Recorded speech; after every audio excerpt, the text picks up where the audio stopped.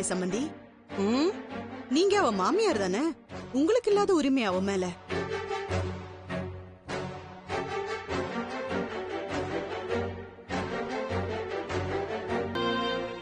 நான் மட்டும் எப்படி சம்பந்தி என் மரியாதையை கெடுத்துக்க முடியும்? அவளுக்கு நீங்க நான்லாம் வித்தியாசம் கிடையாது. நான் வரேன்.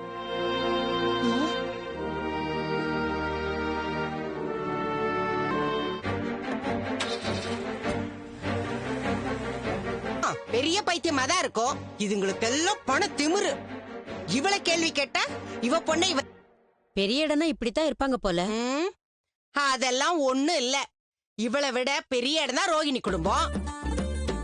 அவ என்னைக்காவது பதிபரா மாறுவா. அப்ப நான் பாத்துக்கிறேன் இதுங்களெல்லாம். இப்ப இவங்க ஸ்ருதி கிட்ட பேச மாட்டாங்களா? தேடி பிடிச்சு அவளை கூட்டிட்டு வந்திருக்கான் பாரு. ஆண்டி, ஸ்ருதியை மட்டும் நம்ம முழுசா பாயிண்ட் அவுட் பண்ண முடியாது.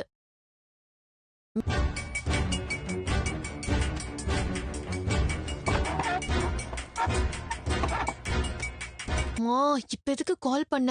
கல்யாணியா? ஆமா, நீங்க யாரு? இது என் அம்மா மொபைல் தானே? ஆமாங்க, லட்சுமிங்கிற. ஐயோ, என்னாச்சு அவங்களுக்கு? மயக்கம் போட்டாங்கன்னு ஹாஸ்பிட்டல் கூட்டு வந்திருக்காங்க. அவங்களும் ஸ்ருதி அம்மா மாதிரி திமிர் பிடிச்சவங்களா தான் இருப்பாங்க. சரி, இல்ல மாஸ்டர். எங்க போனாங்க அவங்க? தீபன், தீபன் கிளம்பி போயிட்டானோ? அவங்க பேக்ல தான் இருக்கு மாஸ்டர். அதுதான் முன்னாடியே சொன்னேன். நல்லா மாட்டிக்கிட்டோம்.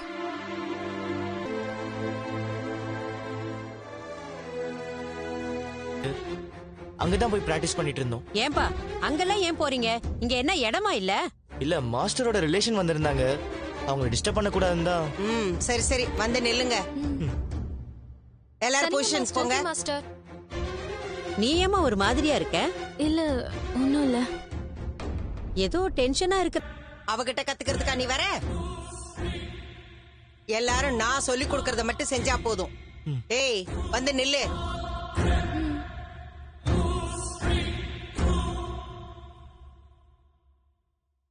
எல்லாரும் முதிரை பிடிங்க.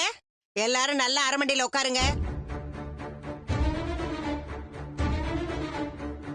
சரி, இப்ப காலை இப்போ ஃப்ரண்ட்.